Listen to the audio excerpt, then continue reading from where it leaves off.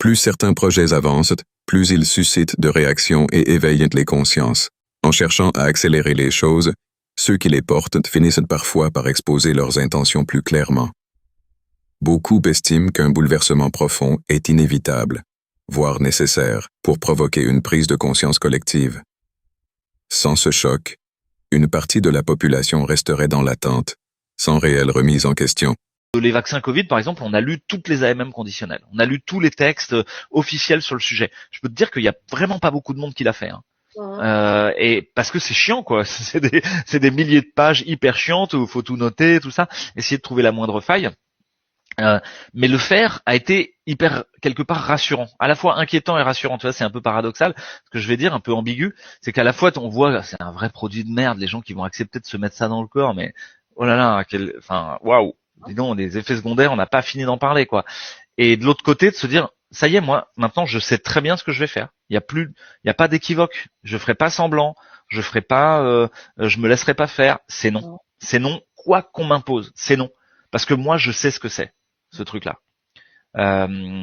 Et tu vois, c'est très aidant, je trouve, d'arriver à faire le tour d'une question pour ensuite arriver à faire un choix en conscience, qui est toujours un peu l'art du retournement. Tu vois, qu'est-ce que je veux vraiment dans cette histoire? Je veux aller au resto, je veux garder mon boulot, je veux, tu vois, et on est tous différents là-dessus. Peut-être qu'on a tous des besoins et des désirs différents. Et moi, c'est ok. J'ai pas de jugement là-dessus. Mais je pense que sur le fond, moi, le plus important, c'était la liberté. C'est ça. Et l'envie de pas, et puis la vérité, la sincérité, ne pas pouvoir garder mon authenticité. Ce que je te disais au tout début, c'est que le pervers, il cherche à la fin à ce que tu saches même plus qui t'es. Et donc t'es comme diffracté de toi-même et t'arrives plus à avoir de l'authenticité. T'essayes d'être toi-même, mais tu sais plus. T'es en train de jouer des rôles en permanence. Et moi, c'est fini. Je voulais pas jouer de rôle dans cette histoire. Je voulais juste essayer d'être moi et dire, je ne me soumettrai pas.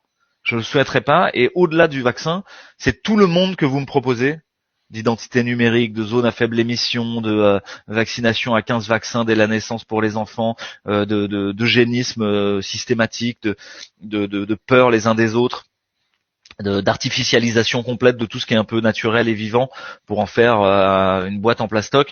En fait, ce monde-là, j'en veux pas. J'en veux pas. Je ne veux pas vivre dedans. Et là, t'as un problème. Parce que à partir du moment où tu dis, je veux pas vivre dans ce monde de fous, et c'est pas moi qui suis fou, c'est le monde qui est en train de devenir fou, et c'est l'ensemble de notre système qui est en train de devenir fou, bah, tu te retrouves très seul. Et potentiellement, c'est toi qui vas te dire, je suis seul, c'est moi qui suis fou, en fait. Et j'ai entendu beaucoup de gens me dire ça ces dernières années, dire, à un moment, j'ai cru que j'étais fou, et j'étais seul. Et y compris dans ma famille, dans mes collègues, dans les gens que je connaissais. C'est venu tout perturber. Et là, heureusement, il y a beaucoup de gens qui m'ont dit ça aussi. Heureusement, il y a eu des voix comme la vôtre pour parler publiquement. Et là, je me suis dit, non, en fait, je suis pas seul et je suis pas fou. Et on est très nombreux. On n'est sûrement pas la majorité, mais on est quand même très nombreux. Et il y a moyen de faire quelque chose. À partir du moment où on se met en lien et on s'assemble. Et moi, ça a été la surprise assez joyeuse de voir que, même si je savais pas du tout par où commencer sur l'histoire du Covid, ça, tu prends le truc, tu dis, mais c'est tellement énorme. Ouais. Tout est faux, quoi. Tout est faux. Les confinements, les masques, les vaccins, les couvre-feux, l'auto-attestation, les histoires de réa, tout est faux. Ce qu'on nous raconte sur la maladie, c'est faux et tout ça. Le nombre de morts, c'est faux. Tout est faux. Et Mais ça s'étend, attention que ça s'étend au niveau. Donc là, on a commencé. Je pense qu'il y en a beaucoup qui sont éveillés au niveau du Covid. Mais je veux dire, on s'est rendu compte qu'en fait, c'était faux à toutes les échelles. Parce que là, on parle du problème sanitaire, mais ce problème-là s'est étendu. On parle de guerre, on parle de problèmes de crise économique, on parle de tout ce qui peut te faire peur finalement. Hein, puisque je veux dire, l'essentiel c'est quand même de maintenir les gens de la peur. Ouais. Et ouais, exactement, qu'ils soient en permanence comme des lapins dans les phares, sidérés, à rester immobiles et à se laisser, en l'occurrence, tondre gentiment comme des moutons, parce que il y a quand même un enjeu de nous faire les poches systématiquement, quoi. Oui, financièrement, on essaye quand même. Mais on est en train de nous rincer de manière très claire. Donc, effectivement, moi, j'avais décrit ça comme une sorte de monstre en papier, tu vois, un origami. Tu fais un dragon en origami, c'est les pliages japonais, tu sais. Et tu dis, bon, j'ai le Covid là, c'est cette espèce de gros monstre en papier là, et quand je le déplie, je me rends compte que je pensais que c'était une crise sanitaire, mais tiens, c'est une crise sociale. Il y a de plus en plus de gens qui s'appauvrissent. On a de plus en plus de gens qui font la queue dans les soupes populaires. Il y a tous les suspendus qui ont même pas le droit d'aller au Resto du Cœur en France, etc. C'est une crise sociale. C'est une crise de la science et de la médecine. Mais en fait, ce qu'on nous a dit en médecine était faux. Tout ce que je pensais être la santé, la pratique de soins que moi, en tant que médecin, je voulais faire, et encore plus en tant que patient, je me rends compte que c'est faux. Tout ce qu'on m'a raconté sur les vaccinations de l'enfant, en fait, c'est faux. Tout ce que moi, j'ai même raconté aux autres, c'est faux. Tu vois, et c'est une crise de la science et de la médecine. La science, c'est du savoir. C'est une crise de la création du savoir, de l'édition scientifique. Je me rends compte petit à petit que l'édition scientifique est plus là pour te dire le vrai, essayer de faire de la recherche, comprendre comment fonctionne le monde. Ah là là, je vais prendre un bout de bois, je vais regarder à l'intérieur, qu'est-ce qu'il peut bien y avoir, tu vois, avec toute la curiosité des enfants quand ils découvrent le monde.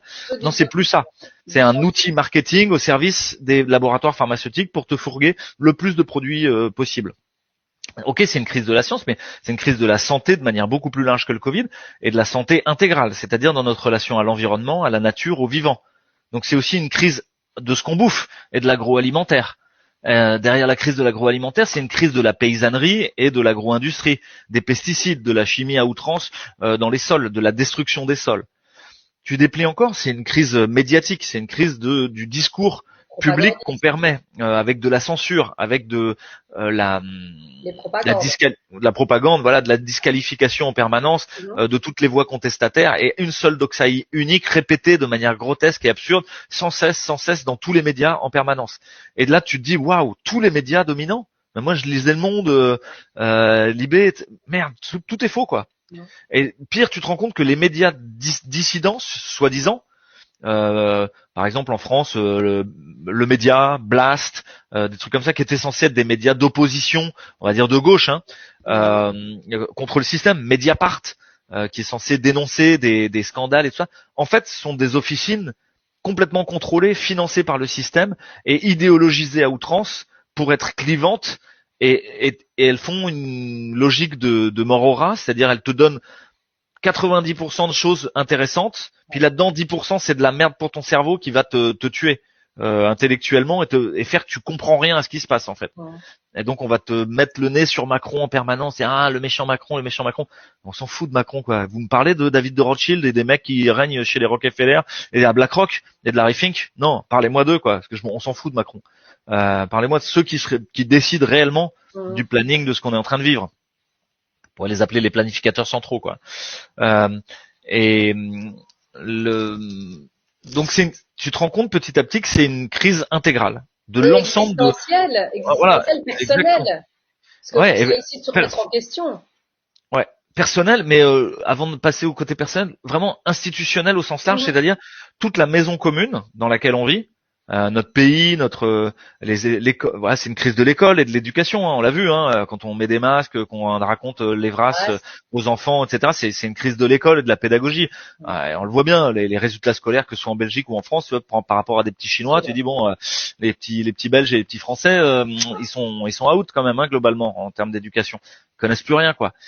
C'est une crise du langage, un appauvrissement du langage progressif, où les gens ont même plus de mots, ils comprennent plus dès que tu parles un peu trop vite, que tu mets trop de concepts, sont perdus, quoi. Non, un truc simple, c'est sûr et efficace. Ça va. Jusqu'ici, j'ai suivi. Tu vois. Et c'est faux, c'est un mensonge. Donc cette pancrise, pour moi, elle touche à toutes les structures institutionnelles. Par institution, j'entends, imagine, on vit dans un grand temple collectif, tu vois, et c'est les piliers. C'est les grands piliers qui tiennent le gros toit, quoi, au-dessus de notre tête pour nous protéger des intempéries. Et tous ces piliers sont en train de s'effondrer les uns derrière les autres. Et là, c'est vraiment angoissant. Ça veut dire le plafond va te tomber sur la tête. La maison commune n'est plus quelque chose de safe. Le nid est en gros en train de se désagréger, quoi. Dans cette perspective, certains voient dans ces transformations une opportunité de réveil et d'engagement citoyen, afin de reprendre part activement aux décisions qui façonnent la société.